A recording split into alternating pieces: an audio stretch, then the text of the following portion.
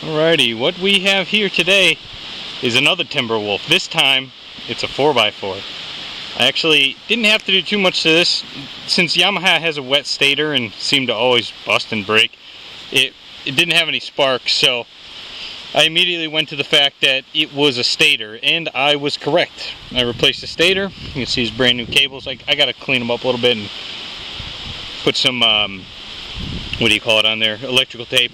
But yeah, the stator was busted on it, so I ended up replacing the stator, and everything ended up working out. So yeah, just a fresh oil, a couple other things here and there, but nothing major. And yeah, it pretty much worked from there. Needed new bolts everywhere, but yeah, not too bad. So I'm just going to show you what the 4x4 can do. I was playing around with it in the mud a little bit, and I'm extremely surprised at how awesome this little quad is. It's the smallest 4x4 they make, Yamaha.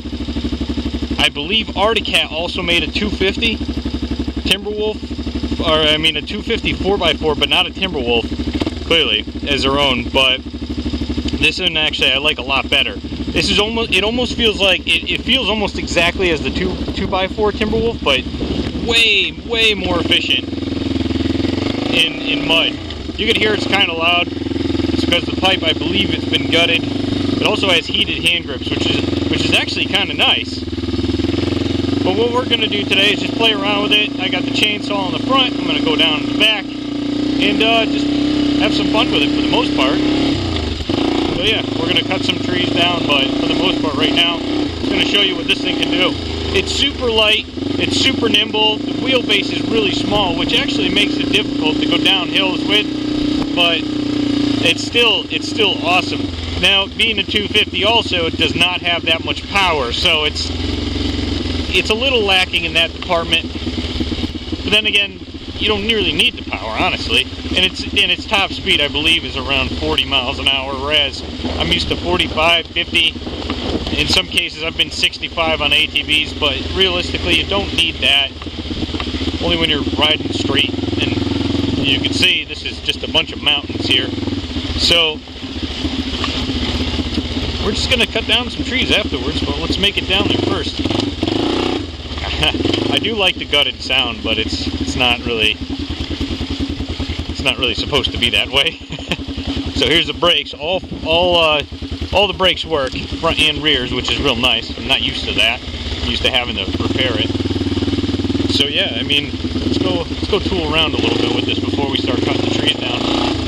The pond doesn't have any more water.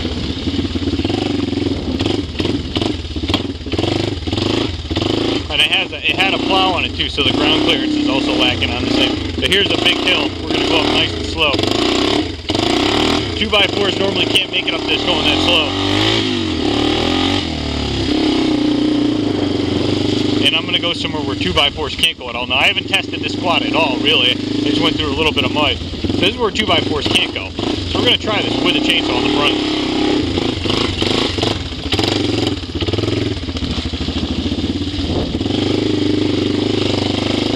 Nice part is it has a winch too, which is holding the chainsaw on now. It also raises and lowers the plow that had it on there.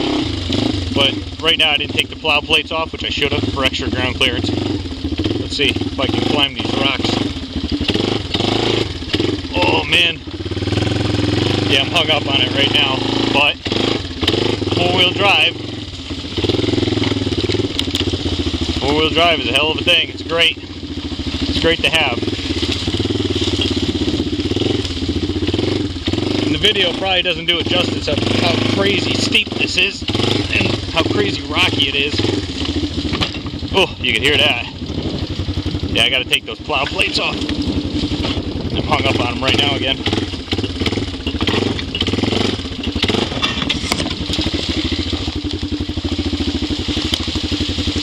But you can see this thing is magnificent. Being four-wheel drive. I mean, again, I always make the joke about three-wheel drive on these. I gotta tip sideways. I'm going up the side of a hill. Uh-oh, that's not good.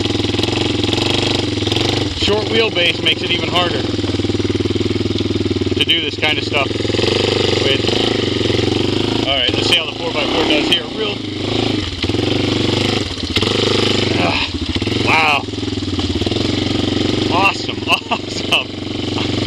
impressed.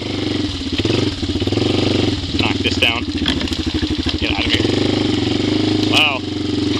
Very impressed.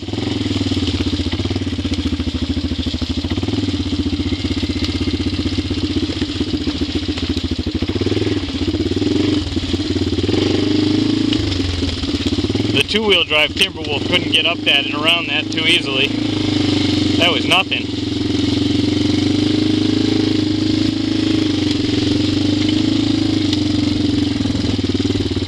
Got that nice 0.26 on the front.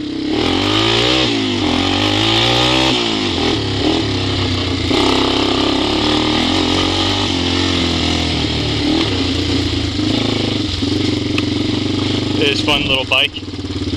Looks like the chainsaw loosened up a little bit. Let me winch that in. There it goes. They had a winch on it. Now this bike I got for pretty inexpensive due to the fact that it didn't have any spark. And the guy replaced the coil, the plug, and gave up on it. I knew right away it was either the stator, because I've replaced how many stators on Yamahas. They just can't figure their stator situation out. I got a Ricky stator for it. Thing fired right up. Anyways, yeah, we're gonna cut some trees, so I'm gonna let this go. But that's a Timberwolf 4x4. Works great, runs great, drives great, and that's a hell of a lot of fun. I actually might keep this one. So we'll see. All right, guys, that's a Timberwolf 4x4. Hope you enjoyed it.